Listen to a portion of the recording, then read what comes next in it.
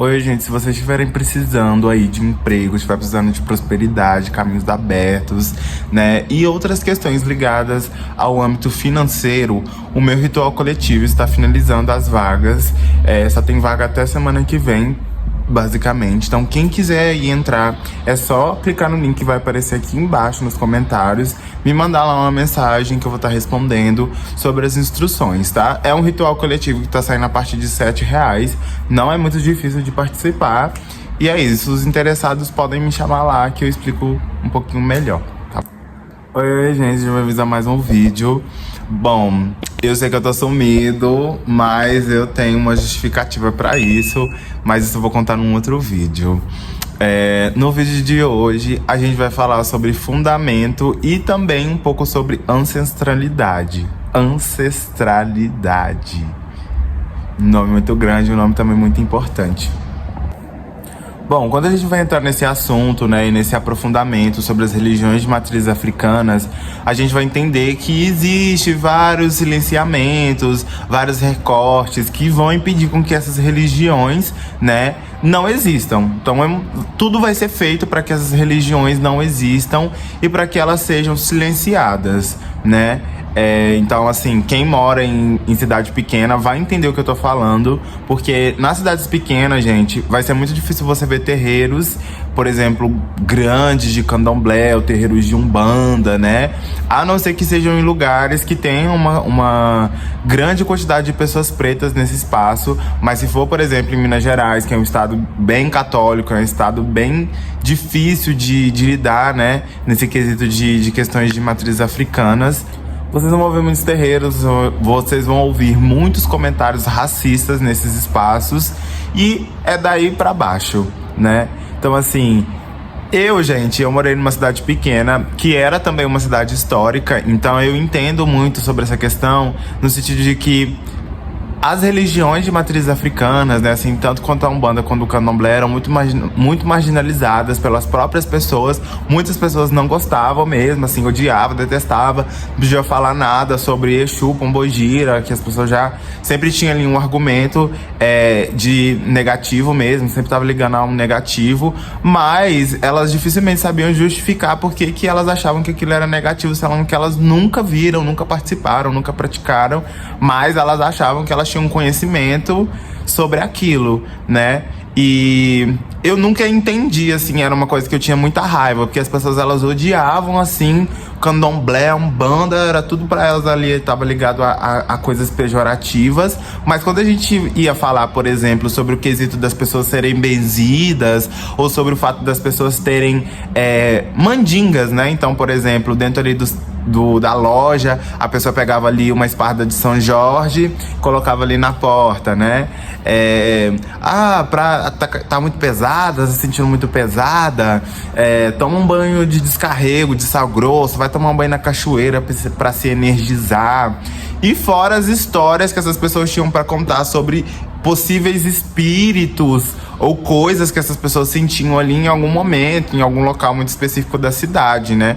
Então eu sempre fiquei muito triste e sempre fiquei com muita raiva desse caminho, né? A gente sempre ia parar nesse local da hipocrisia, né? Então, tipo assim, as pessoas não gostavam das religiões de matrizes africanas, mas elas adoravam ali uma mandiguinha, né? O que eu posso fazer pra atrair cliente? Não, pra atrair cliente, sei lá, você vai fazer um patuá, todo mundo sabe fazer um patuá na cidade, todo mundo tem guia, né? Não, toma um banho de sal grosso, faz isso aqui, passa um oagem na sua casa, né? Mais macumbeiro que os macumbeiros. Tem macumbeiro que nem sabe fazer essas coisas, mas o povo que não é macumbeiro sabe. Então, gente, os fundamentos é basicamente isso, né?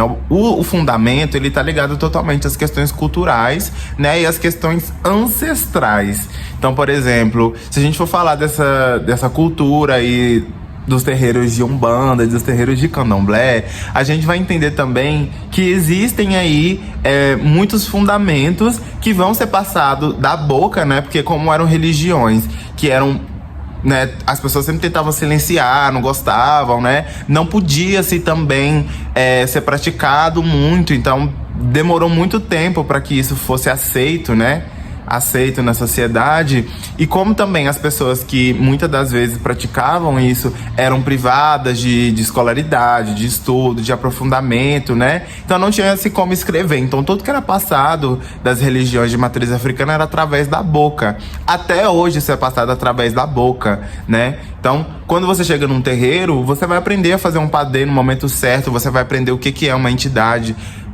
Vão ter coisas também que você nem vai saber o que é. Então você não vai saber explicar, por exemplo, por que Exu escolheu aquela pessoa para ser filho dela, né? Você não vai saber, porque é o mistério do orixá, e tem coisas que a gente não sabe, tem coisas que você nunca vai saber porque, né? Pode ter ali uma resposta, pode ser também que você não se sinta satisfeito com aquela resposta, né? E eu conheço muitas pessoas também que não seriam de religiões de matriz africana, porque nem tudo tem uma resposta, né? E eu acho que o que importa mesmo, além de uma grande resposta, é também a sua fé. A sua fé é o suficiente para acreditar naquela força e respeitar a decisão que ela toma para você na sua vida? Fica também esse questionamento. Então, gente, os fundamentos, eles são passados através da boca, né? O culto de orixá, como eu já disse pra vocês, é um culto que vinha, tipo assim, o povo o povo de Benin cultuava Oxumaré. O povo lá da cidade de Lagos, na Nigéria, não sei se existe essa cidade, mas tô botando como exemplo, cultuava Yansan. O povo lá de Angola cultuava Oxum, né? E vamos botar também uma coisa que acontecia muito. Tipo assim, o povo de Angola cultuava Oxum, mas tem um povo também lá, vamos botar do Egito, que cultuava também Oxum, mas que cultuava de outro jeito, de uma outra maneira. E aí, quando essas pessoas eram traficadas e chegavam aqui no Brasil, isso, de certo modo, gerava muito atrito, porque as pessoas também, elas não gostavam, né? Elas não tinham ali essa aproximação, também por essa questão de que um cultuava de um jeito, outro cultuava do outro, mas também porque eles tinham suas questões de território, tinham suas principais questões, que quando eles chegavam aqui nas senzalas, eles eram obrigados a viver em comunidade, e de certa forma foi juntando. Daí que surgem as qualidades, né? Oxum ao Pará, Oxum não sei o que, Oxum não sei o que, é daí que vem essas qualidades, né? Quando a gente vai pensar o contexto africano, que é o que a gente vai chamar de santeria, cada tribo, cada espaço, eles vão cuidar unicamente de um orixá. Então não tem como a gente falar e nem fazer essa diferenciação do quem tá certo de quem tá errado, sabe? Muitas pessoas gostam de falar assim, mas lá na África Ogum veste preto, mas é porque lá é santeria e porque lá eles têm essa individualidade de cuidar somente de um orixá. Aqui no Candomblé, que é o que a gente tem mais próximo do culto de orixá, a gente cultua vários orixás. Então o sacerdote espiritual que vai cuidar ali daquela casa, ele tem que saber de todos os orixás. Enquanto, por exemplo, na África, o Pai de Santo, ele tem que saber só de um, né? Ele sabe de um, né? Sabe de Exu e tudo mais, mas o específico mesmo ali é algum. A especificação daquele culto ali é de algum, ou é de Yansan, ou é de Oxalá, né? Enfim.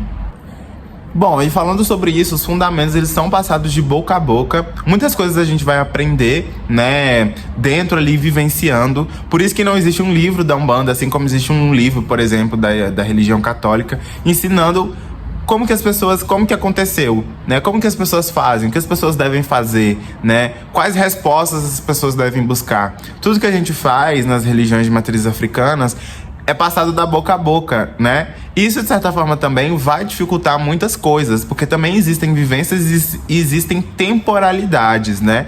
Então, por exemplo, na minha pesquisa, o que a gente vai pensar, por exemplo, do que é ser homem, por exemplo, na cultura iorubá, é totalmente diferente do que a gente vai pensar o que é ser homem agora no século XXI, né? É muito diferente isso.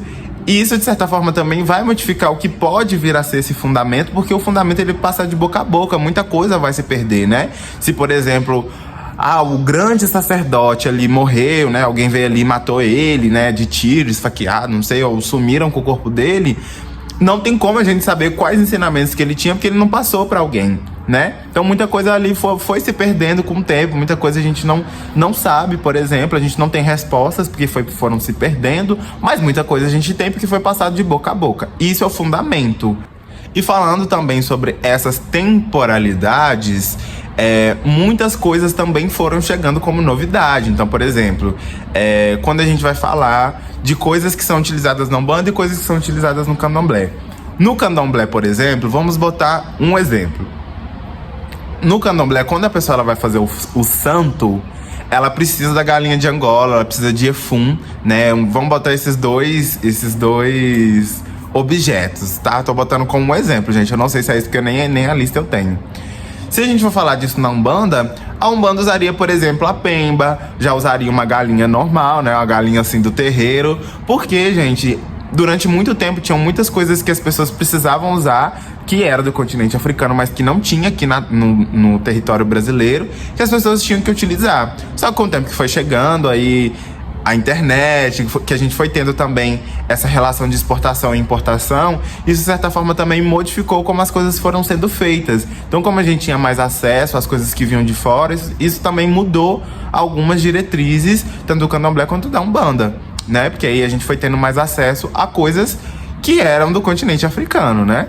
E com a chegada disso também veio a internet, né? Que foi modificando também esses espaços e que está modificando hoje também a religião, né? Então, assim, existem muitas pessoas que gravam vídeos mostrando, incorporando a minha pombogira, incorporando o meu Exu no TikTok. As pessoas também gravando muitos rituais, por exemplo, gravando o ritual de axexê, né? As pessoas gravando o ritual de feitura. E aí é muito importante a gente entender que a partir do fundamento, como o fundamento ele foi passado de boca a boca, então quando a gente vai falar, por exemplo, só no território mineiro, muitas coisas foram passadas. Existe também uma influência da cultura mineira para essas pessoas, né? Então, como que isso vai interferir nessas pessoas, né? Por exemplo, na Umbanda, né? A Umbanda que a gente tem em Minas Gerais é muito diferente da Umbanda que a gente tem no Rio de Janeiro. Eu fiquei sabendo que no Rio, por exemplo, na Umbanda, eles cortam para animal. E aqui, por exemplo, em Uberlândia, eu sei que não conheço um terreiro, por exemplo, que vai, né, cortar um galo para Exu, que vai pegar uma galinha, vai cortar para pombogira, enfim, né? Não conheço, mas se tem, né? Enfim, é o jeito deles de comandar o terreiro. Não quer dizer que tá certo, também não quer dizer que tá errado. Mas basicamente o que eu venho dizer pra vocês é que o fundamento, gente, ele é muito individual. Não dá pra gente querer apontar quem tá certo ou quem tá errado, sendo que a gente tem um problema maior, sabe? Então o que eu fico pensando muitas das vezes é que muitas pessoas, assim, ficam atacando, sabe? Ao invés de se ajudar. Então, por exemplo, uma das coisas que eu sinto muito é que às vezes eu sou mais atacado pelas próprias pessoas da minha religião, que deveriam estar me apoiando, porque lá fora, quando eu vou sair do meu terreiro, a intolerância religiosa não vai só vir em mim, né? Vai vir em todo mundo. Mas as pessoas, elas estão mais preocupadas se o Exu tá usando capa, se fulano... Ah, porque fulano, lá no terreiro dele, eles botam azul para Oxóssi, porque aqui a gente bota verde, sabe? Então o que eu fico pensando é que existe problemas maiores que deveriam estar sendo resolvidos e que as pessoas estão muito mais preocupadas com coisas que não vão levar a gente a nada, sabe? E isso que eu tô falando pra vocês, gente, é um dos menores pontos, sabe? Então, por exemplo, como que a gente lida com uma questão quando a gente vê, por exemplo, uma pombogira, né, usando salto, usando bolsa? Como que a gente lida com essas questões, sabe? É aí que a gente tem que pensar aonde que tá sendo o fundamento, aonde que isso tá sendo implementado, né? Cadê o fundamento, por exemplo, quando um sacerdote espiritual ataca uma pessoa trans, né, travesti, e fala que ela não pode usar uma baiana, né, porque existe um fundamento que vai falar que ela não pode ser, que ela pode ser, né? Então a gente precisa pensar muito nisso. A gente precisa pensar também que a nossa religião, ela tem que acolher todas as pessoas, sabe? Então, como que seria, por exemplo, se no meu terreiro tivesse uma garota de programa? Como que seria, por exemplo, se entrasse um mendigo ali pedindo ajuda, né? Como que a gente ajuda essa pessoa? Então a gente precisa pensar também em como acolher as pessoas e não como jogar elas pra fora, né? Porque o mundo lá fora já faz isso. Então é basicamente isso que também os fundamentos, né, deveriam utilizar como algo positivo para modificar também o jeito que o terreiro se estabelece, né?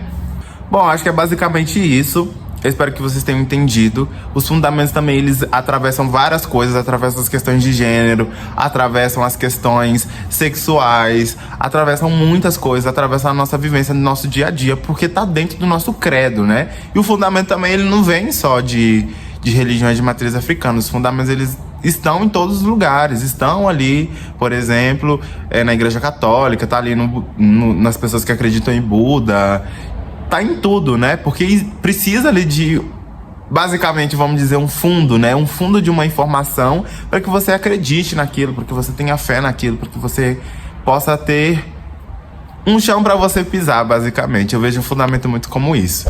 Mas é isso, esse foi mais um vídeo, espero que vocês tenham gostado e tchau, tchau.